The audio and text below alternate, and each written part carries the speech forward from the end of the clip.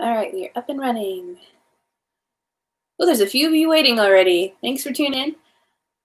I'll do the usual minute to let people jump into the stream, and then we will get into today's story. For day 10, we've got Finding Nemo, A Big Blue Christmas. It's about Marlin and Nemo planning a Christmas party and how all their friends get involved to help. Cam, I figured that you would tune in for Finding Nemo. My cousin loves Nemo, so she is here, I assume, with Hunter. Hello, Hunter, if you're watching.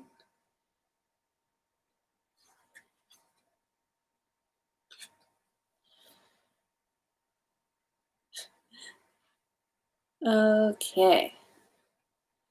5, 4, 3, 2, 1. Story time! Dad, wake up! Nemo shouted early one morning as he swam back and forth across their anemone home. What is it, Nemo? Asked Marlin, waking in a hurry. Are you hurt? Is something wrong? No, Dad, the little clownfish said. It's just that I have a terrific idea. It's almost Christmas. Could we have a party? Sounds like fun, Nemo, said Marlin with a yawn. But let's wait until after breakfast to start planning.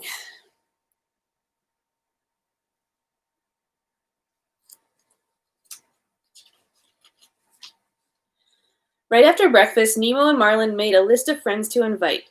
It was a long list because they had friends all over the ocean. Marlin wondered how they'd let everyone know in time. I can ask Bruce, Chum, and Anchor to help spread the word, offered Nemo. No one can say no to those guys. Marlin agreed with his son. Well, all right, son, he said, but be careful. I know, Dad. See you later, he called as he swam off.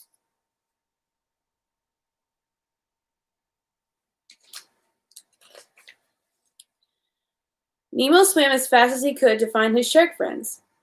What brings you out this way, Nemo? Asked Bruce. The little clownfish told them all about the Christmas party. The sharks were thrilled. They didn't get invited to many parties. Then Nemo asked them to help tell everyone about it. You can count on us, said Bruce, proudly.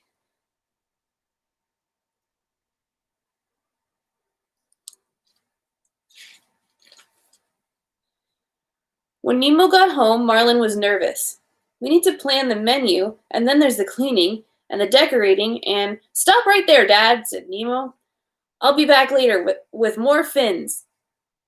Nemo had made some great friends when he'd been captured and put into a tank at the dentist's office. The whole tank gang had eventually escaped and were now living in the ocean.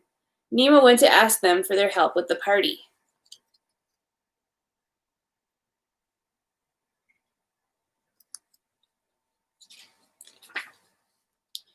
When Nemo returned home, two of his tank gang pals were with him. Deb, a blue and white humbug fish, and Jacques, a tiny cleaner shrimp. The two instantly got to work on the food and cleaning of the anemone. Anemone. It's too bad Flo couldn't be here, said Deb sadly. She does like a party. Nemo and Marlin winked at each other. They knew Flo was really only Deb's reflection in a tank glass.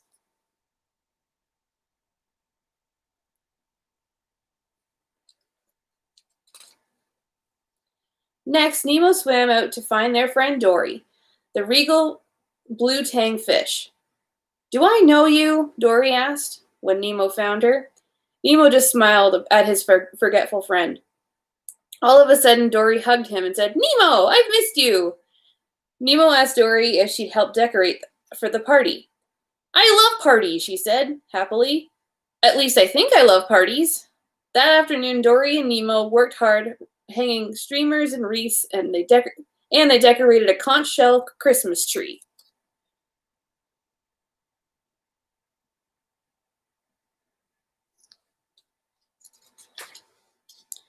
Meanwhile, the sharks were busy inviting other guests.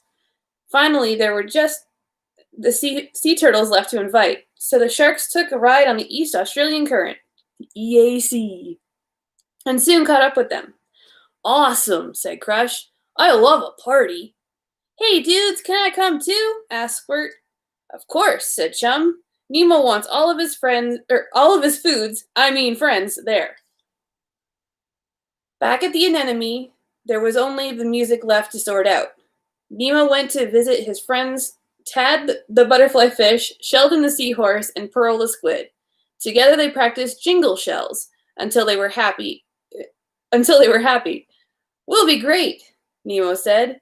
And when they were finished, Nemo said when they were finished, see you at the party.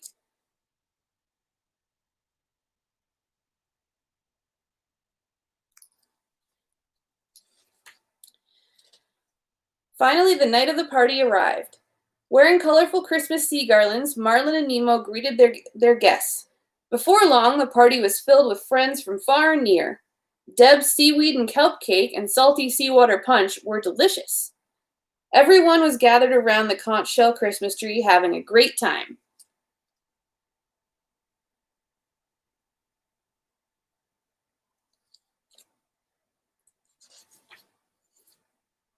Time to open presents, announced Marlin.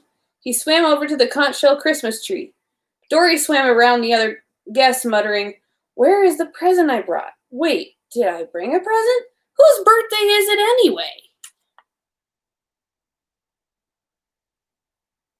Oh, Dory.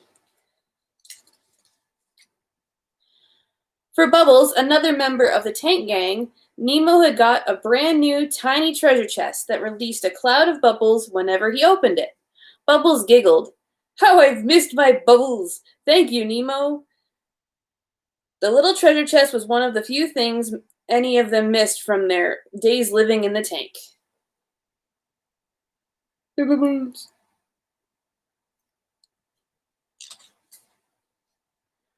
After all the presents had been opened, it was time for some live music. "Come on, guys," Nemo whispered to Pearl, Sheldon, and Tad. "Time to get everyone singing and dancing." And they did. The guests all turned to watch as they started to play "We Wish You a Merry Fishmas."